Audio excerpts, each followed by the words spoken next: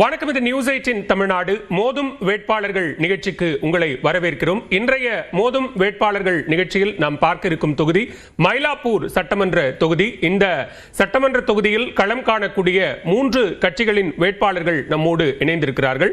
அந்த வகையில் திராவிட முன்னேற்ற கழகத்தின் வேட்பாளர் திரு வேலு அவர்கள் நம்மோடு இணைந்திருக்கிறார். நாம் தமிழர் கட்சியின் வேட்பாளர் திரு அருண் மற்றும் தமிழக வெற்றி கழகத்தின் வேட்பாளர் அக்கட்சியின் பொருளாளர் திரு வெங்கட்ரமணன் ஆகியோர் இணைந்திருக்கிறார்கள். 3 வேட்பாளர்களுக்கும் வணக்கம், வாழ்த்துக்கள். நான் திரு வேலு அவர்களிடமிருந்து தொடங்குறேன். திரு வேலு, நீங்க மயிலை தொகுதியினுடைய ஒரு முகமாக அறியப்படுறீங்க. மயிலை அப்படிங்கிற அந்த அடைமொழியோடவே அறியப்படக்கூடிய ஒரு வேட்பாளர். இந்த முறை ஒரு 4 முனை போட்டியாக களம் மாறி இருக்கிறது. சாதகமா இருக்கா, சவாலா இருக்கா, எப்படி இருக்கு? 4 முனை போட்டிலாம் கிடையாது, எப்பவுமே இருக்கிற போட்டிகள் தான். நம்மளை பொறுத்த மட்டில் ஒவ்வொரு தேர்தல்லையும் பார்த்தீங்கன்னா, போன முறை நாம் மக்கள் நீதி மையம் இயக்கம் தனியாக இருந்துச்சு. ஆமாம், அது மாதிரி இன்னைக்கு தான் தமிழர் ஆல்ரெடி இருக்கு. இதற்கு முன்னாடி தேமுதிகன்னு ஒன்று இயக்கம் தோன்றுச்சு. அதுக்கப்புறம் இப்போ நாம் தமிழர் வந்துருச்சு. இப்போ மக்கள் நீதி மையம் இருந்துச்சு. இது மாதிரி ஒரு போட்டிகள் ஒரு தேர்தலில் இன்க்ரீஸ் ஆகிட்டு தான் இருக்கு. பட் அதை பற்றி நாங்கள் எதுக்கும் கவலைப்படுவதில்லை. ஏன்னா 75 ஆண்டு கால இயக்கம், நிறைய பேர் வந்துட்டு போவாங்க. ஆனால் திராவிட முன்னேற்ற கழகம் இன்றைக்கும் கம்பீரமாக நின்று கொண்டு இருக்கிறது. அதில் எந்த ஒரு மாற்றுக்கரு. வெற்றி தோல்விகள் என்பது சகஜம்தான், அதை நாங்கள் எதிர்கொள்வோம்.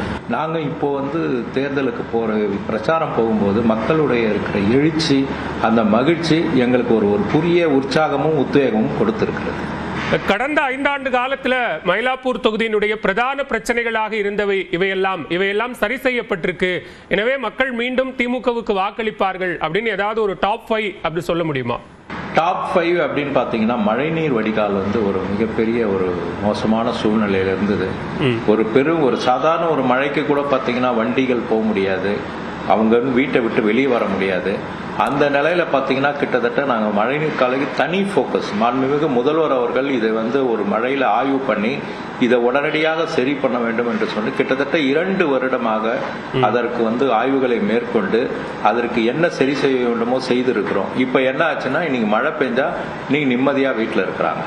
அதே போல குடிசை பகுதி மாற்று வாரிய குடியிருப்புகள், மிகவும் பாழடைஞ்ச குடியிருப்புகள். நான் வாக்குறுதி கடந்த 2021 நான் என்ன வாக்குறுதி சொன்னேன்னா, இங்க இருக்கிற வீடுகள் இடித்து விட்டு புதியதாக வீடுகள் கட்டித்தரப்படும். என்னுடைய இலக்கு 10 ஆண்டுகளில் 10,000 வீடுகள் என்ற இலக்கோடு தான் நான் பயணித்திருக்கிறேன் என்று சொல்லி வாக்கு கேட்டேன். அப்படி சொல்லும் போது கிட்டத்தட்ட இந்த 5 ஆண்டுகளிலே 6,000 வீடுகளுக்கு மேல இங்கே பணிகள் நடைபெற்று கொண்டிருக்கிறது. அதுல 50% மேற்பட்ட வீடுகள் ஒப்படைக்கப்பட்டு விட்டது. இன்னும் பணிகள் இருக்கிறது. வரும் காலங்களிலே இன்னொரு 5,000 வீடுகள் கட்டித்தருவதற்கான வாய்ப்புகளை நாங்கள் ஏற்படுத்தி இருக்கிறோம், திட்டங்களை வகுத்திருக்கிறோம். அதே போல இன்னொன்று சொல்லணும்னா, இந்த கோயில்களுக்கு நாங்க கும்பாபிஷேகம் செய்து ஒரு நல்ல சூழ்நிலையை ஆன்மீக பக்தருக்கு ஏற்படுத்தி தருவேன் என்ற வாக்குறுதி கொடுத்தேன். அது இன்னைக்கு ஒரு 30க்கும் மேற்பட்ட கோயில்கள் இன்னைக்கு கும்பாபிஷேகம் பண்ணி இன்னைக்கு அதை சிறப்பு செய்திருக்கோம். இதையெல்லாம் தாண்டி என்ன பண்ணிருக்குன்னா, கடந்த 2021 வாக்கு கேட்கும் போது மக்களிடத்துல ஒரு வார்த்தை சொன்னேன். 20 வருடங்களுக்கு பிறகு ஒரு சட்டமன்ற உறுப்பினராக நீங்கள் தேர்ந்தெடுக்க போகிறீர்கள். நான் இன்றைக்கு என்ன வாக்குறுதி கொடுக்கிறேன்னா, அடுத்த முறை உங்களிடம் வாக்கு கேட்கும் பொழுது நான் என்ன செய்தேன் என்று புத்தகமாக நான் அடித்து உங்கள் கையிலே தருவேன் என்று சொல்லி புத்தகம் அடித்து கொடுத்திருக்கிறேன். இது தேர்தல் அறிவிப்புக்கு 1 மாதத்திற்கு முன் எல்லார் வீட்டிலையும் இதை கொண்டு சேர்த்திருக்கிறேன். அதனால் எங்களுக்கு ஒரு புறம் முதல்வரின் திட்டங்கள் மக்களிடையே சேர்ந்திருக்கிறது. என் தொகுதி மக்களுக்கு நான் என்ன செய்ய வேண்டும் என்பதை ஆராய்ந்து அதை அலசி நான் அதை அவங்களுக்கு மிகச்சிறிய சரியான முறையில நான் செய்து கொடுத்திருக்கிறேன். ஓகே, மயிலாப்பூர் தொகுதிக்கு என்ன செய்திருக்கிறோம் அப்படிங்கிறத செய்ததை சொல்லி வாக்கு கேட்கிறோம், களம் சாதகமா இருக்குன்னு சொல்லியிருக்கீங்க. மற்ற வேட்பாளர்களுடைய கருத்துக்களையும் நாம கேட்போம். நாம் தமிழர் கட்சியின் வேட்பாளராக அருண் அங்கே களம் காண்கிறார். அருண், நிறைய இளைய முகங்கள், இளைஞர்கள் இந்த முறை நாம் தமிழர் கட்சியினுடைய வேட்பாளர்களாக களம் காண்கிறீர்கள். அந்த வகையில் மயிலாப்பூர் சென்னையினுடைய ஒரு பிரதான தொகுதி, ஒரு வரலாற்று சிறப்புமிக்க தொகுதியும் கூட. எப்படி இருக்கு களம்? நேயர்கள் அனைவருக்கும் வணக்கம். ஐயா, இதே மயிலாப்பூர் தொகுதியில தான் நானும் இறங்கி தெருவா துண்டறிக்கை பரப்புரை, அப்புறம் வாகன பரப்புரை இதெல்லாம் மேற்கொண்டுகிட்டு இருக்கோம். களம் நாம் தமிழருக்கு மிகவும் சாதகமா இருக்கு. ஏன்னா மயிலாப்பூர் தொகுதியோட வரலாறு எடுத்து பார்த்தோம்னா, மயிலாப்பூர் தொகுதி சரியானவர்களை அங்கீகரிக்கும். ஒருவர் சரியில்லைங்கிறது மயிலாப்பூர் தொகுதி மக்கள் உணர்ந்துட்டாங்கன்னா அவங்களை நிராகரிக்கிறதுல எந்த ஒரு தயக்கமே இல்லாத மக்கள். அதனாலதான் இதுக்கு முன்னாடி இருந்த ஐயா நடராஜனா இருக்கட்டும், அவரோட செயல்பாடுகள் சரியில்லை அப்படிங்கும் போது அவரையும் நிராகரிக்கிறதுக்கு தவறுனதில்லை. நான் இப்ப தெருத்தரவா போய் மக்கள்கிட்ட வாக்கு கேட்கும் போது எனக்கு என்ன புரிய வருதுன்னா, மக்கள்கிட்ட அடர்த்தியான வறுமை இருக்கு. நாம நினைப்போம் மயிலாப்பூர்னா அது உயர்ந்த கட்டடங்களும் பெரிய பெரிய வணிக வளாகங்களும் இருக்கிற பகுதின்னு. ஆனா உண்மையான மயிலாப்பூர் என்னன்னா, அது இன்னும் பெரும்பாலான வீடுகள் போதுமான கட்டுமான வசதி இல்லாம, அங்க சரியான குடிநீர் வசதி இல்லாம, அங்க கழிவுநீர் வழிந்தோட சரியான காவாய்கள் இல்லாம, மக்கள்லாம் மக்கள் பல இன்னல்களுக்கு இருக்காங்க. இப்ப சொல்றாங்க இந்த மாதிரி சென்னை திமுகவோட கோட்டை அப்படின்னு சொல்றாங்க. ஆனா அந்த கோட்டை ஓட்ட ஒடுசலாகி உள்ள இருக்கிற மக்கள் பெரும் அவதிப்படுறாங்க. உள்ள இருக்கிற உட்கட்டமைப்பெல்லாம் சீரா இல்லாம மக்கள் பெரும் அவதியில இருக்காங்கிறதுதான் நிதர்சனம். சில மக்கள் ரெண்டு விதமா பார்க்க வேண்டியிருக்கா. மயிலாப்பூர்லயே ரொம்ப அந்த வேற்றுமை இருக்கு. ஒன்று ரொம்ப வளர்ச்சி அடைந்த பகுதியா இருக்கு, இன்னொன்று வளர்ச்சி குறைவான நீங்க சொல்ற மாதிரியான சிக்கலுக்கு உள்ளான பகுதி. அப்படி ரெண்டா பிரிஞ்சிருக்குன்னு பார்க்க வேண்டியிருக்கா? அப்படி ரெண்டா பிரிஞ்சிருக்கு. அப்படி வளர்ச்சியா நமக்கு எதை காட்டுறாங்களோ அது வெறும் வணிக வளாகங்களும் கார்பரேட் எஸ்டாப்ளிஷ்மெண்ட்ஸ் அந்த மாதிரி வளர்ச்சியா தெரியுதே தவிர, சாமானிய மக்கள், அடித்தட்டு மக்கள் யார் போய் வாக்கு செலுத்துறதுக்காக போறாங்களோ அந்த மக்களோட வாழ்வாதாரம் ரொம்ப நலிவடைஞ்சுதான் இருக்கு. அப்படி வாக்கு கேட்டு போகும்போது மக்களுக்கு இன்னும் நாங்க சிலர்லாம் நான் ஆளுங்கட்சின்னு நினைச்சுக்கிட்டு அவங்க குறைகள் எல்லாம் சொல்றாங்க. இந்த பகுதியில இருக்கிற எம்எல்ஏ இன்னும் ஐயா தாவேலோ பத்தி சிலர்லாம் எங்க கிட்ட புகார்களும் சொல்றாங்க. இன்னும் இறங்கி வேலை செய்ய மாட்டேங்கிறாங்க. எங்களுக்கு நாங்க 2021 கொடுத்த வாக்குறுதிகளே இதையெல்லாம் நிறைவேற்றி இருக்கிறோம் அப்படிங்கிற ஒரு புத்தகத்தை அச்சிட்டு கொண்டு போய் வாக்காளர்கள் கிட்ட கொடுக்கிறோம், இதையெல்லாம் செய்திருக்கிறோம் அப்படிங்கிற ஒரு சாதனை எங்க கிட்ட இருக்கு அப்படின்னு சொல்றாங்க. அது களத்துல எதிரொலிக்கலையா? அந்த புத்தகத்தை நானும் பார்த்தேன். அதுல இருக்கிறதுல அது வெறும் வெளிப்பூச்சு மட்டும்தான். ஆனா உள்ள இருக்கிற உண்மை நிலைமை அந்த மாதிரி இல்ல. இன்னைக்கும் நான் போய் அந்த பகுதி மக்கள்கிட்ட பேசும்போது சொல்றாங்க, ஒரு வீட்டுக்கு கிட்டத்தட்ட 5 லட்சம் ரூபாய் வரைக்கும் வசூலிச்சிருக்காங்க. ஆனா அவங்களுக்கு எல்லாம் வீடு இன்னும் அலாட் பண்ணாம இருக்கிறதுனால பெரும் அதிருப்தியில இருக்காங்க. மக்கள்கிட்ட முன்ன மாதிரி இருந்த அளவுக்கு அறியாமை இல்ல. அது எனக்கு நல்லா தெளிவா தெரியுது. மக்கள்கிட்ட போகும்போது எல்லாரும் மாற்ற வேணுங்கிறது தெளிவா இருக்காங்க. நாம் தமிழர் கட்சியோட வேலை என்ன இருக்குன்னா, எது சரியான மாற்றம் அப்படிங்கறத எடுத்து தெளிவா விளக்கி புரிய வைக்க வேண்டியது மட்டும்தான் எங்களோட வேலையா இருக்கு. அத சொல்ல மக்கள் புரிஞ்சுக்கிறாங்க. நாங்க எங்க குற்றச்சாட்டுகளும் களத்துல எதிரொலிக்குதா? அதை திமுக எந்த வகையில வாக்குகளை சேகரிக்கும் போது பரப்புரையில எதிர்கொள்றாங்க அப்படிங்கிற விஷயத்தையும் கூட நம்ம கேட்கலாம். நான் தாவேக்க வேட்பாளருடைய பார்வையும் வாங்கிட்டு வந்துடுறேன். திரு வெங்கட்ரமணன், உங்களுக்கு புதிய களம், ஒரு முதல் தேர்தல் எப்படி இருக்கு மயிலாப்பூர் சட்டமன்ற தொகுதி? வணக்கம். வணக்கம். மயிலாப்பூர் தொகுதியை பொறுத்த வரைக்கும் இதை முதல்ல பேசின மாதிரி தான். ஒரு எக்ஸாம்பிள் நம்ம ஐயா தாவேலு சொன்னாரு. ஒரு எக்ஸாம்பிள் சொல்லணும் அப்படின்னா, இந்த மந்தவெளி பக்கத்துல ஒரு ஆண்டிமானியா தோட்டம் ஒன்று இருக்கு. கிட்டத்தட்ட 300-400 மேற்பட்ட குடிசை பகுதி மக்கள் இருக்காங்க. அதை 4 வருஷம் 4 இயர்ஸ் ஆச்சு. கட்டித்தரேன்னு சொல்லி கட்டித்தரல. இப்போ கூட ஒரு மாதம் முன்னாடி நம்ம கீழ்நிலை சாலையில் இருக்கிற முதலமைச்சரோட துணை முதலமைச்சர் வீட்டில் போய் தர்ணா பண்ணாங்க, போராட்டம் பண்ணாங்க. இந்த மாதிரி பல இடங்களிலும் இப்போ புளூ கொடி திட்டம்னு நம்ம நுச்சிக்குப்பம் பகுதியில் ஒரு திட்டம் ஆரம்பிச்சாங்க. அங்க ஒரு 2000 கட்டதா சொல்றாங்க. அது அந்த பகுதி மக்களுக்கான இல்லை. அந்த இருக்கிற ஃபிஷர்மேனோட பகுதிகளையும் அங்க இருக்கிற பீப்புளோட வாழ்வாதாரம் அழிச்சு ஒரு கார்பரேட் ஜெயிண்ட் இவங்க சம்பந்தப்பட்ட நிர்வாகிகளுக்காக ஒரு கார்பரேட் என்டிட்டி உருவாக்குறக்கூடிய அது ஒண்ணு. அதே போல இன்னும் சில பகுதிகளில் நம்ம ஆர்கே நகர் சாலைகள் போனோம் அப்படின்னா, ஆரியபுரம் சாலைகள் போனோம்னா, எல்லா ஸ்கூல் பகுதிகளையும் கஞ்சா கலாச்சாரம் நிறைய பரவி இருக்கு. பாதிக்கப்பட்ட குழந்தைகள், பாதிக்கப்பட்ட ஸ்டூடெண்ட் எல்லாருமே இதோட பெரிய புகார். அந்த அம்மாக்களை நம்மளோட தாய்மார்களை பார்க்க போகும்போது, தாய்மார்கள் குழந்தைகள் பார்க்கும்போது கண்மூட பார்க்க முடியுது. இவர் சொன்ன மாதிரி அந்த புத்தகத்துல இருக்கு. அந்த புத்தகங்கள் வெளிப்பூச்சி மட்டும்தான். அதுல எந்த மாற்று கருத்தும் கிடையாது. இருந்த எல்லா கட்சிகளுமே இதுக்கு முன்னாடி இருந்த 50 ஆண்டு கட்சிகள் இல்லை, இன்னைக்கு தாவில இருந்த காலங்கள்லாம் போறாங்க, வாக்கு சேகரிக்கிறாங்க, ஆனா வாக்கு உரிமையில கொடுக்குறாங்க. அதை கரெக்டான முறையில செய்து முடிக்கப்படவில்லை. எல்லாமே பெண்டிங்கா இருக்கு, எல்லாம் பேலன்ஸா இருக்கு. நீ மக்கள்கிட்ட பேச போகும்போது எல்லாருமே அவங்க பேப்பர்ஸ் எடுத்து காமிக்கிறாங்க, புத்தகத்தை காமிக்கிறாங்க. இப்படி சொன்னாங்க, ஆனா பண்ணி தரல, இந்த இதை சொன்னாங்க பண்ணி கொடுக்கவில்லை அப்படின்னு ஒவ்வொரு ஃபிஷர்மேனாலும் சரி, மந்தவெளி ஆண்டு மணி தோட்டத்திலையும் சரி, இல்ல நந்தா பகுதிகளில் போய் பார்த்தாலும் சரி, தேனாம்பேட் பகுதிகளில் பார்க்கும்போதும் சரி, இன்னைக்கு இருக்கிற நம்ம ஸ்டாலின் ஐயா வீட்டு பக்கத்தில் இருக்கிற பகுதிகளில் போனாலும் சரி, 8 மாடி அடுக்குமாடி குடியிருப்பு இருக்கு, அதை இடிச்சுட்டு 12 மாடி குடியிருப்பா கட்டுறாங்க. ஓகே, இந்த மாதிரி ஒரு இன்டிஃபரண்டான பெனிஃபிட்டுக்காக மக்களோட வாழ்வு குடிசை பகுதி இடிச்சு வேற பெட்டர்மெண்ட் பண்றாங்களே ஒழிய மக்களுக்கு என்ன தேவையோ, மக்களுக்கு அந்த இடத்துல என்ன எதிர்பார்க்கறாங்களோ அதை பூர்த்தி பண்றதுல மிகப்பெரிய. இப்ப அங்க ஏற்கனவே போட்டியிட்டு வெற்றி பெற்ற கட்சிகள், தோற்ற கட்சிகள் அப்படின்னு இப்ப மாறி மாறி 2 அணிகள், திமுக அதிமுக அணிகள் என்டிஏ கூட்டணி சார்பில் ஒரு அறியப்பட்ட முகமாக டாக்டர் தமிழிசை அங்க கண்டெஸ்ட் பண்றாங்க. தொடர்ந்து தேர்தல்களை சந்தித்துக் கொண்டிருக்கக்கூடிய நாம் தமிழர் அங்க இருக்காங்க. நீங்க களத்துக்கு புதுசா போறீங்க, அங்க உங்களுக்கான வரவேற்பு அப்படிங்கிறது எந்த அளவுல இருக்கு? வாக்காளர்கள் உங்களை எப்படி வரவேற்கிறாங்க? கடந்த 4 நாட்களா நான் பிரச்சாரத்துக்கு போயிட்டு இருக்கேன். அங்க இருக்க பெண்கள், குழந்தைகள், இளைஞர்கள் எல்லாருமே நம்ம தமிழக வெற்றி கழகத்தை பொறுத்த வரைக்கும் நம்ம வெற்றி தலைவரின் பின்னால் அனைத்து இளைஞர்களும் இருக்காங்க. அதே போல அனைத்து விதமான தாய்மார்களும் தன்னெழுச்சியா வராங்க. அங்க போகும் இடமெல்லாம் சிறப்பான வரவேற்பு இருக்கு. போகும் இடமெல்லாம் இந்த முன்னாடி நடந்த ஆட்சிகள்ல அதுக்கு முன்னாடி நடந்த ஆட்சிகள் இருந்த குறைகளை பற்றியும், இந்த குறைகளெல்லாம் நிவர்த்தி செய்து தலைவர் மூலமாக தலைவர் கொடுத்த சில அறிக்கைகள் மூலமாக புது விதமான உத்வேகத்தோட புதுமையான ஆட்சி அமைய வேண்டும், மக்களுக்கான ஆட்சி அமைய வேண்டும், மக்களுடன் பணியாற்ற வேண்டும் என்று ரொம்ப நம்ம வாக்காளர்கள் எதிர்பார்க்கிறாங்க. அதை செய்வோம். ஓகே, நம்ம பேசுவோம். திரு வெங்கட்ரமணன், திருவேலு, இப்ப நிறைய விஷயங்கள் இருக்கு. மயிலாப்பூர் தொகுதியை பொறுத்த வரைக்கும் சிக்கல்கள், பிரச்சனைகள் இருந்து கொண்டிருக்கிறது. மக்கள் பரப்புரைக்கு போகும்போது அதை சொல்றாங்க, அவை இன்னும் சரி செய்யப்படாமல் இருக்கு அப்படிங்கிற நிலைமை இருக்கு. அது ஒரு ஆன்டி இன்கம்பன்சி, அரசுக்கு எதிரான ஒரு அதிருப்தி மனநிலை அப்படிங்கிற ஒன்று தொகுதியில நிலவுதுன்னு சொல்றாங்க.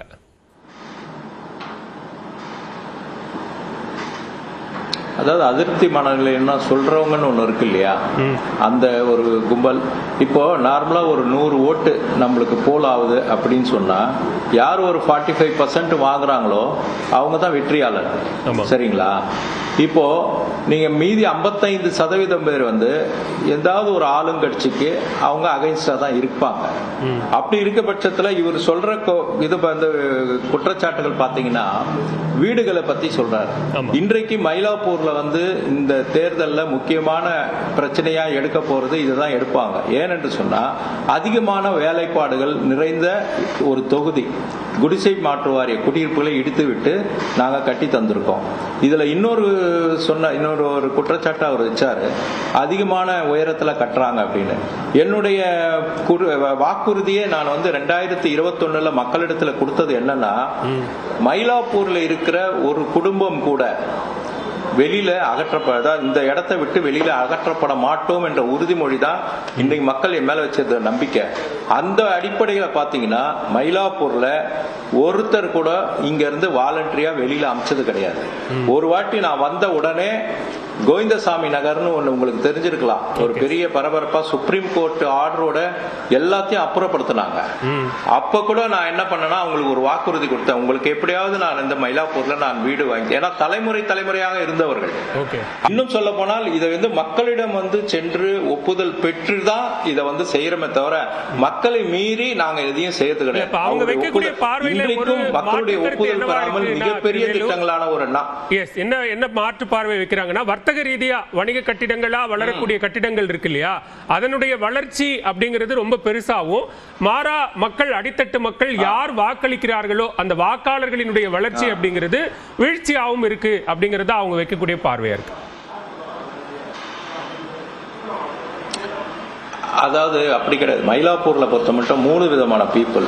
அதாவது கடற்கரை ஓரம் விட்டவர்கள், வறுமை கோட்டுக்கு இருக்கிற ரொம்ப வசதி இல்லாத வாய்ப்பற்றவர்கள். சரி, இன்னும் அடுத்தது ஆனா அந்த ஏரியால டென்சிட்டி ஆஃப் பாப்புலேஷன் ரொம்ப அதிகம். அதுக்கு அடுத்தது எடுத்தீங்கன்னா மயிலாப்பூரோட கோயிலை சுத்தி உள்ள இருக்கலாம் மிடில் கிளாஸ் பீப்புள்ஸ். இதுக்கு அடுத்தது இடம் பாத்தீங்கன்னா மக்களுடைய டென்சிட்டி ரொம்ப ரொம்ப கம்மி. எல்லா கார்பரேட் ஒர்க் பண்றவங்க, சிஇஓஸ், பணக்காரர்கள், இது மாதிரி ஃபாரின்ல இருக்கிறவங்க, அது மாதிரி இடங்கள் இருக்கிறதுனால அந்தந்த பகுதிக்கு ஏற்ற மாதிரி டெவலப்மெண்ட் நிச்சயமா பண்ண முடியும். அதை தான் இங்க செஞ்சிருக்கோம். இப்ப நான் ஒரு டென்சிட்டி பாப்புலேஷன் அதிகமா உள்ள இடத்துல போயிட்டு நான் ஒரு பெரிய கமர்ஷியலா நான் கட்ட முடியாது. அங்க என்ன தேவையோ அதான். அதே போல மீனவர்கள் பகுதி சொன்னார். மீனவர்கள் பகுதிக்கு அவங்களுடைய வாழ்வாதாரம் பாதிக்காத அளவிற்கு தான் நம்ம செய்ய முடியும். இல்லைன்னா இந்நேரம் எல்லாரையும் அப்புறப்படுத்தி விட்டு வீடு கட்டிட்டு அப்புறம் உள்ள உட்கார்ந்துங்கன்னு சொல்லல. நாங்க என்ன பிளான் பண்றோம்னா அங்க இருக்கிற மக்கள் அதே வாழ்வாதாரம், கடலை நம்பி இருக்கிறவர்கள், கடற்கரையில கடைகளை போட்டு நம்பி இருக்கிறவர்கள், இவர்கள் தான் அவங்களுக்கு வாழ்வாதாரம். அப்போ அந்த வாழ்வாதாரத்தை நம்ம எதையும் சிதைக்காம அவர்களுக்கு அங்கே வீடு கட்டி கொடுக்க வேண்டும் என்று சொன்னால் கொஞ்சம் டைம் எடுக்கும். இதே ஸ்ரீனிவாசபுரம் மக்கள் எல்லாருமே நான் இந்த ஒரு சேனல் வாயிலாக நான் குறிப்பிட விரும்புகிறேன், உறுதியோடு சொல்கிறேன், அந்த பகுதி மக்கள் அங்கங்க இருக்கிற இடத்திலே தான் வீடு கட்டி தருவோமே தவிர யாரையும் அந்த பகுதியை விட்டு நாங்கள் அப்புறப்படுத்த மாட்டோம் என்பதை நான் தெளிவா சொல்றேன். ஏனென்று சொன்னால் தேர்தல் சமயங்களில் இதை பொய்யான வாக்குறுதிகளை மக்களிடம் கொடுத்து உங்களை எல்லாம் வெளியில அமைச்சிருவாங்க, உங்களுக்கு இங்க வீடு கட்டி தர மாட்டாங்க, இது மாதிரி எல்லாம் வரும்ன்றதுக்காக நான் இதை இங்கே பதிய வைக்க கடமைப்பட்டு இருக்கிறேன். ஒரே ஒரு விஷயம், ஒருத்தர் வீடு ஒரு 3000 குடும்பம் இருக்கு, அந்த குடும்பத்தை ஒரே நேரத்தில் நீங்க வெளியில இருங்க நான் வீடு கட்டி தரேன் அப்படின்னு சொன்னா அது முடியாது. ஏன்னு சொன்னா அவங்க வாழ்வாதாரம் இங்க இருக்கு. அப்போ இருக்கிற இடத்துல நம்ம எப்படி கொஞ்சம் கொஞ்சமா கடிச்சு அவங்கள ஷிஃப்ட் பண்ணி நம்ம கட்டி தர முடியுமோ அதுதான் பண்ண முடியும். அதைத்தான் நம்முடைய முதல்வர் அவர்களும் திராவிட மாடல் அரசும் தெளிவாக அந்த மக்களுக்கு எந்த ஒரு குறை இல்லாம பண்ணி கொடுக்கிறோம்னு சொல்லியிருக்கோம்.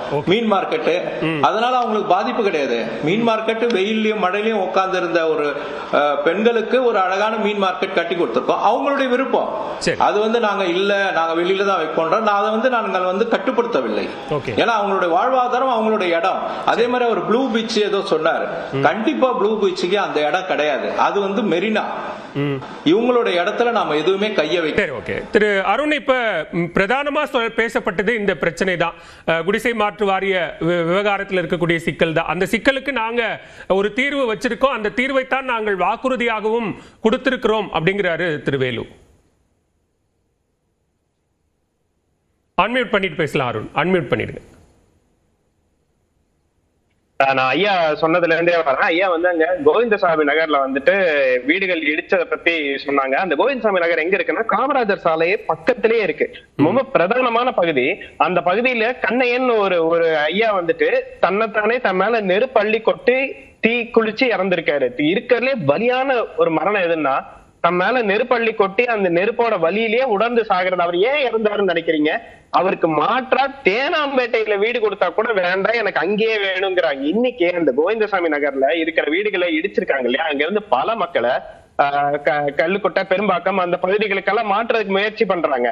இடிச்ச வீடுகள்ல இருந்த மக்கள்ல தானா அங்க மாறி போயிட்டாங்க. அங்க இருக்கிற அந்த கோவிந்தசாமி நகர்ல அவர் சொல்றாங்க இல்லையா, மிடில் கிளாஸ். அங்க இருக்கிற மிடில் கிளாஸ் நீங்க பாத்தீங்கன்னா மிடில் கிளாஸ் கூட சொல்ல முடியாது, அவ்வளோ சப்ஸ்டாண்டர்டான ஒரு வாழ்க்கை வாழ்றாங்க. இபி வயர்ஸ் எல்லாம் ஓப்பனா வெளியில போகணும். அந்த பகுதியில துண்டறிக்க பரப்புற போயிருக்கேன், என்னோட சமூக ஊடக கணக்குல பாத்தீங்கன்னா தெரியும், இன்ஸ்டாகிராம் பேஜஸ்ல பாத்தீங்கன்னா தெரியும், மக்கள் அவ்வளவு குமுறாங்க. இப்போ ஐயா வெங்கட்ராமன் சொல்லியிருந்தாரு, அதே மாதிரி அந்த ப்ளூ பிளாக் கன்சர்வேஷன் பத்தி சொல்றாங்க. அது ஒரு டென்மார்க்கோட ஒரு சர்டிபிகேஷன் பாடி. அந்த ப்ளூ பிளாக் இனிஷியேட்டிவ் என்ன செய்யுதுன்னா பீச்சஸோட அவங்க ஒரு சில வழிமுறைகள் கொடுக்கறாங்க. அந்த வழிமுறைகளை பின்பற்றினா அந்த கடற்கரைகள் சுற்றுலாக்கு பயன்படுத்திக்கலாம். அந்த இடத்துல ரோப் கார் போடலாம், அந்த இடத்துல பேராகிளைடிங் பண்ணலாம், அங்க சீட்டிங் அரேஞ்ச் பண்ணலாங்கிறாங்க. நம்ம சுற்றுலா மேம்படுத்துறதுக்காக என்ன இவங்க திட்டம் போடுறாங்கன்னா அந்த ப்ளூ பிளாக் இனிஷியேட்டிவ் மூலியமா அந்த சர்டிபிகேஷனை வாங்கி பன்னாட்டு நிறுவனங்களுக்கு கொடுத்துட்டா அங்க சுற்றுலா டெவலப் பண்ணிடலாம் அப்படின்னு நினைக்கிறாங்க. ஆனா அது அட் வாட் காஸ்ட்? அது எது பாதிக்குதுன்னா மீனவ சொல்லுங்களோட வாழ்வாதாரம் பாதிக்குது. நீங்க அந்த ஐயா சொன்னார் இல்லைங்களா, அவங்க இருப்பிடத்துல சிக்கல், அந்த இடத்துல மாற்று வீடு கட்டும் போது அவர் சொல்ற சிக்கல் எனக்கு புரியுது. அங்க ஏற்கனவே இருக்கிற ஒரு குடியிருப்பையோ இல்ல அதை மாத்தி கட்டும் போது அவங்க வேற ஒரு இடத்துக்கு போய் இருக்கணும், அதுக்கப்புறம் அங்க வீட்டை கட்டி அதுக்கப்புறம் திருப்பி அவங்களை மறுகுடியேற்பு செய்யலாம். அப்படி அவங்க போயிட்டு வேற ஒரு இடத்துக்கு போயிட்டு மாறி வராங்க இல்லையா, அதுக்கு அரசாங்கம் கொடுக்கிற ஒரு இழப்பீடு இல்ல ஒரு வாடகை தொகைங்கிறது எப்படின்னா வெறும் 8000 ரூபாய் கொடுக்கறாங்க. எங்க சென்னை மாதிரி ஒரு தமிழ்நாட்டோட தலைநகரத்துல வெறும் 8000 ரூபாய் வச்சுக்கிட்டு என்ன செய்ய முடியும்னு ஐயா தான் சொல்லணும். ஆனா இவங்க ஏன் செய்யறாங்கன்னா இது மீனவர்கள் நலனுக்காக செய்யல, அங்க இருக்கிற மீனவர்கள் அங்க அப்புறப்படுத்தணும், அவங்க வாழ்வாதாரத்தை நொடிய செய்யணும். அப்படி செஞ்சுட்டோம்னா அங்க இருக்கிற மக்கள் கொஞ்சம் கொஞ்சமா இந்த மீன்பிடி தொழில இருந்து இப்ப பல பேர் மீன்பிடி இதுதான் ஒரு பரப்புரையா, ஒரு பொய் பரப்புரையா களத்துல வைக்கப்படுது. ஆனா மக்கள் அதுல தெளிவா இருக்காங்க, மீனவர்கள் அதை புரிஞ்சுக்கிட்டு இருக்காங்கிறாரு வேலு.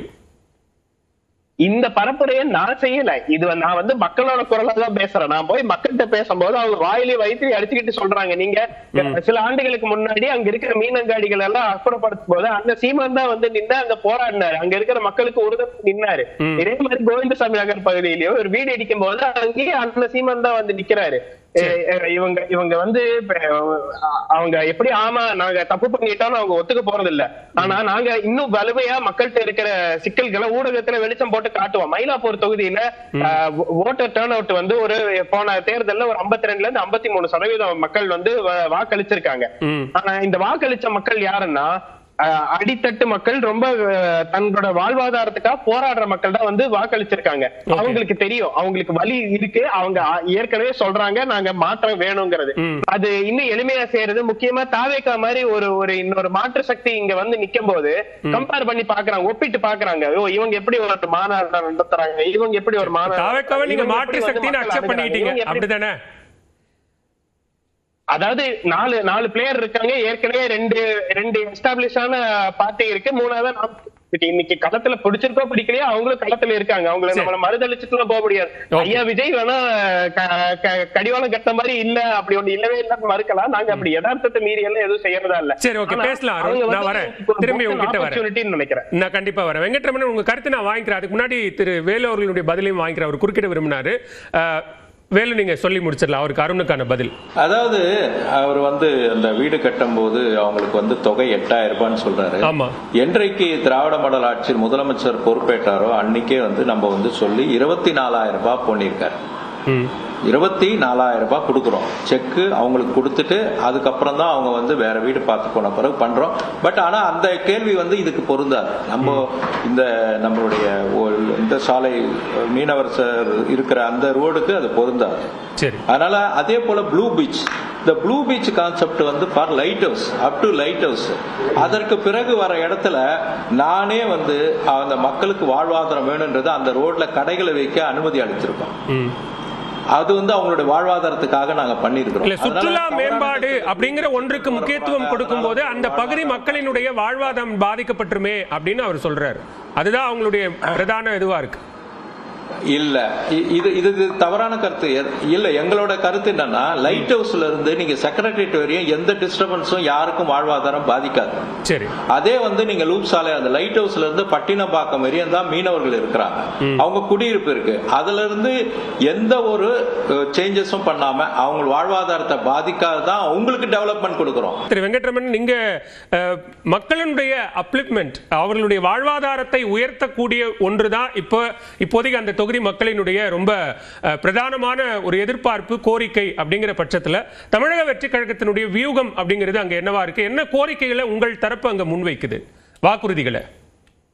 நம்ம பல நேரங்கள்ல பல மக்களை சந்திக்கும் போது எல்லா தரப்பு மக்களை சந்திக்கிறோம், தமிழை ஃபுல்லா பாக்குறோம். ஸ்பெசிபிக்கா நம்மளோட மயிலாப்பூர் தொகுதியில நிறைய பக்கம் மீட் பண்ணும் போதெல்லாம் இப்போ நொச்சிக்குப்பம் பகுதி இருக்கு, நொச்சிக்குப்பம் அண்ட் சீனிவாசபுரம் இல்லையா, இது சுனாமியில பாதிக்க வீடுகள் நிறைய இருக்கு. அந்த வீடுகளே போய் பார்த்துட்டு வந்தேன், அந்த மக்களை சந்திச்சேன். இவங்க இதே முன்னாடி ஆட்சிகளில் நடக்கும்போது ஒரு கோரிக்கை கொடுத்தாங்க. இவங்களும் சொன்னாங்க இந்த வீடுகளை மாற்று இடமாக கட்டித்தரப்படும்னாங்க. அதை அப்படியே விட்டுட்டாங்க. இது ஒரு கொஞ்சம் சில ஆண்டுகள் முன்னாடி திரும்பி பார்த்தோம்னா பட்டினப்பாக்கத்துக்கு முன்னாடி நொச்சிக்குப்பத்துக்கு பேக் சைடு இருக்கிற ஏரியாவை இருந்த வீடுகளை அங்கிருந்து குடியிருப்பெல்லாம் காலி பண்ணி எங்கேயோ அனுப்பி விட்டுட்டு அந்த சீனிவாசபுரம் உள்ள பகுதிகளாக இங்கே தான் வீடு கட்டி கொடுக்க போகிறோம். அவங்கள பட்டா நிலம் இது. பழைய காலங்களில் முப்பாட்டங்காலத்தில் அவங்க எல்லாம் வந்து பட்டா வாங்கி வச்சிருக்காங்க. நான் பட்டாக்களையும் பார்த்தேன். அதெல்லாம் இவங்க அந்த அந்த இடங்கள்ல வேற ஒரு இவங்க சொன்ன மாதிரி ஒரு மால் கட்டுறதுக்காகவும் அங்கே ஒரு ரோப் கார் சிஸ்டம் கொண்டு வந்து ஒரு ரெஸ்டாரண்ட் கட்டுறதுக்கு ஐயாவே சொன்னார் பேசும்போது, ரெஸ்டாரண்ட் கட்டி கொடுக்க போறோம் அப்படின்னாங்க. இந்த மாதிரி ரெஸ்டாரண்ட் கட்டி கொடுக்கறது, ஸ்ட்ரீட் கடைகள் எல்லாம் தூக்கிட்டு அவங்களெல்லாம் ஒரு மீன் அங்காடிக்குள்ள தள்ளி அந்த மீன் அங்காடிக்குள்ள போனா அந்த மீன் வியாபாரிகளுக்கு தண்ணி ஒரு இடத்துல வந்து மீன் எல்லாம் வியாபாரம் பண்ணும்போது அந்த கடையில் இருக்கிற தண்ணீர் கீழே படியும். அந்த தண்ணீர் தரைக்குள்ள போனா மட்டும்தான் அந்த இடத்துல இன்ஃபெக்ஷன் ஆகாம இருக்கும். அந்த மீனவர்கள் சொல்றாங்க, நாங்க இங்கதான் வியாபாரம் பண்றோம், கடை கட்டி கொடுத்தாங்க, இந்த மாதிரி கடை கேட்கல, அங்காடி எல்லாம் கேட்கல, எங்களுக்கு மேல ஷீட்டு போட்டு கொடுத்தா போதும் அங்க இருப்போம் அப்படின்னாங்க. ஐயா வேலுவர் சொன்னாரு, பக்கிங்ஹாம் கால்வாயை நான் போட் அமைக்கிறதுக்காக பண்ணி கொடுப்பேன், கிளீன் பண்ணுவேன்னாரு. இன்னைக்கும் அங்க குப்பை தான் மிதக்கல, போட்டு மிதக்கல. மக்கள் வாழ்வாதாரம் இருக்கிறது ரொம்பவே அன்கம்ஃபர்டபுள். ஒரு சீசன்ல, டிசம்பர் சீசன்ல ஒரு மழை சீசன் வந்துச்சு அப்படின்னா அந்த டைம்ல நம்ம எங்கெல்லாம் மயிலாப்பூர் தொகுதிகளில் கால்வாய் ஓரங்கள்ல மக்கள் இருக்காங்களோ, அடித்தட்டு மக்கள் எங்கெல்லாம் இருக்காங்களோ அங்கெல்லாம் போனீங்கன்னா அந்த மக்கள் வெறும் சுகாதாரக்கேடோடையும் மிகவும் வாழ்வாதாரமே பண்ணவே முடியாது. Very uncomfortable live. அந்த அளவுல ரொம்ப பூரா நிலைமை தான் இன்னைக்கும் மயிலாப்பூர் தொகுதி இருக்கு. இத்தனை கால வாழ்க்கையிலையும் பல கட்சிகள் வந்தாச்சு, போயாச்சு. இன்னைக்கு மக்கள்கிட்ட போனாலும் ஒரு மின் வசதி கிடையாது, ஒரு டிரான்ஸ்ஃபார்மர் ஃபெசிலிட்டி ஒழுங்கா கிடையாது. ஒரு நாள் மழை வந்தாலோ, ஒரு நாள் அதிகமான பவர் ஷார்டேஜ் இருந்தால் சரி அந்த லைனை கட் ஆயிரும். அதே மாதிரி குழந்தைகள் இருக்கும் பகுதியோ இல்ல பெண்களுக்கு உண்டான குடியிருப்பு இருக்க பகுதியோ போனா அங்க ஒயின் ஷாப் வந்து எக்ஸாம்பிள் எடுத்து பார்த்தா மந்தவெளி பக்கத்துல ஒயின் ஷாப் இருக்கும். ஸ்கூல் பக்கத்துலயே இருக்கு. அங்க பெண்கள் 7 மணிக்கு 8 மணிக்கு போனா போகவே முடியாது. இதுக்கும் மக்கள் போராட்டம் பண்ணிருக்காங்க. இதெல்லாம் நான் மட்டும் சொல்லவில்லை. இதே தொகுதி மக்கள், இந்த பகுதி மக்கள் போராட்டம் பண்ணி கூட தீர்வு கிடைக்காத ஒரு சூழ்நிலை தான் இருக்கு. சரி, திரு வேலு அதுக்கான பதில் சொல்லிடுங்க. என்னுடைய அடுத்த கேள்வி நான் வைக்கிறேன். அதாவது ஒரு ஒயின் ஷாப் பத்தி சொன்னாரு. ஆமா, நீங்க மற்ற தொகுதியில கம்பேர் பண்ணி பாத்தீங்கன்னா மயிலாப்பூர்ல நான் இதுவரையும் ஒயின் ஷாப்பே விடல. கிட்டத்தட்ட எனக்கு தெரிஞ்சு நான் வந்த பிறகு மெட்ரோ அந்த ரயில்வே ஸ்டேஷன், மயிலை ரயில்வே ஸ்டேஷன்ல இருக்கிற எவ்வளவோ போராட்டத்தை விட நான் வந்து அதை எடுத்து கொடுத்தேன். நிறைய கம்ப்ளைண்ட்ஸ் இருந்துச்சு. அதே போல பாத்தீங்கன்னா மொத்தமாவே எனக்கு தெரிஞ்சு ஒரு 3 ஷாப் தான் இருக்கு. இதனால என்ன ஆகுதுன்னா, இந்த ஷாப் கம்மியா இருக்கிறதுனால உங்களுக்கு குடிக்காரங்க அந்த எங்கங்க ரோட்ல உட்கார்ந்து எல்லாம் பண்றாங்க. இருந்தாலும் இந்த போதை பழக்கத்தை நம்ம கட்டுப்படுத்த வேண்டும் என்பதற்காக நான் எந்த கடையும் இந்த இடத்துல விடல. ஒண்ணு. ரெண்டாவது, அவர் வந்து என்ன சொன்னார்னா, இந்த காவாக்கரை ஓரத்துல உள்ள குடிசைகள் எல்லாம் வந்து எடுக்கல. நான் வந்து உத்தரவாதம் கொடுக்குறேன். எப்படி கொடுக்குறேன்னா, உங்களுக்கு எல்லாம் வீடு கட்டி, உங்களுக்கு புதுசா வீடு கட்டி தரேன் அப்படின்னு நான் உத்தரவாதம் கொடுத்து தான் வந்தேன். ஆனா இங்க இருந்து நான் யாரையும் அப்புறப்படுத்த மாட்டேன். அந்த அப்புறப்படுத்த மாட்டேன் என்று சொன்ன ஒரு காரணத்துக்காக தான் இன்றைக்கு அந்த இடத்துல ஒரு டெவலப்மெண்ட் பண்ண முடியாம இருக்கு. ஏன்னா இன்னைக்கு வந்து பாத்தீங்கன்னா அவுட் ஆஃப் சிட்டில நிறைய பில்டிங் கட்டி வேஸ்டா இருக்கு. கடந்த ஆட்சியில கட்டினது அப்படியே இருக்கு. காரணம் என்னன்னா, இவங்களுக்காக தான் கட்டினாங்க. ஆனா என்னுடைய தொகுதி மக்களுக்கு நான் வாக்குறுதி என்ன கொடுத்தேன்னா, எந்த காரணத்து கொண்டே உங்க வாழ்வாதாரம் இங்கே வீட்டு வேலை செய்யறீங்க, பூ விற்கிறீங்க, காய்கறி கடை வச்சிருக்கீங்க, அதனால நான் வந்து உங்களை வந்து வெளியில அனுப்ப மாட்டேன் என்று சொன்ன காரணத்தினால்தான் அவர்கள் எல்லாம் இங்கேயே வச்சுட்டு அவங்களுக்கு வீடு கட்டுவதற்கான வழிமுறைகளை பண்ணி நாங்க கொடுத்துட்டு இருக்கோம். நான் அவங்க கிட்ட என்ன சொல்லிட்டு வரேன்னா, நிச்சயமாக இது சட்டத்தில் இடம் இருந்தால் நிச்சயமா நாங்க பண்ணி தரோம். உங்களை நாங்க இங்க இருந்து நாங்க அகற்ற போவதில்லை. உங்களுக்கு இதே இடத்துல நான் வீடு கட்டி தருகிறேன். அதுக்கு பார்ப்பாட்டா தான் பண்ண முடியும். அவங்க வைக்கிற கோரிக்கைனா நாங்க வெளியில போக மாட்டோம், ஆனா எங்களுக்கு இங்க வீடு வேணும். அப்போ நான் வந்து இல்ல நீ வெளில போய் தான் ஆகணும் அப்படின்னு சொல்லிட்டு தூக்கி வெளியில போட முடியாது. மக்கள் விருப்பப்பட்டாதான் நம்ம கட்டி கொடுக்க முடியும். அதனால அப்போ சொன்னாங்க, இப்போ சொன்னாங்க, இதெல்லாம் வேண்டவே வேண்டாம். மக்களுடைய விருப்பம் கட்டித்தானா கட்டித்தரத்துக்கு தயாரா இருக்கும். அதுக்கு அவங்க ஒத்துழைப்பு தர வேண்டும். இப்பொழுது ஒத்துழைப்பு கொடுக்க தயாராகி விட்டார்கள். ஒரு 6 மாதத்துக்கு முன்னாதான் கணக்கெடுக்கவே உள்ள விட்டாங்க. நான் போய் நின்று பேசி கணக்கெடுத்து இன்றைக்கு அதுக்கான பணிகள் டிசைன் வரையும் பண்ணிட்டோம் நாங்க. ஓகே, 3 வேட்பாளர்களுக்கும் நியூஸ் 18 தமிழ்நாடு சார்பா எங்களுடைய வாழ்த்துக்கள். யாருக்கான வெற்றி அப்படிங்கறத நம்ம பொறுத்திருந்து பார்க்கலாம். இந்த நேரலில் பங்கேற்று கருத்துக்களை பகிர்ந்து கொண்டமைக்கு மிக்க நன்றி.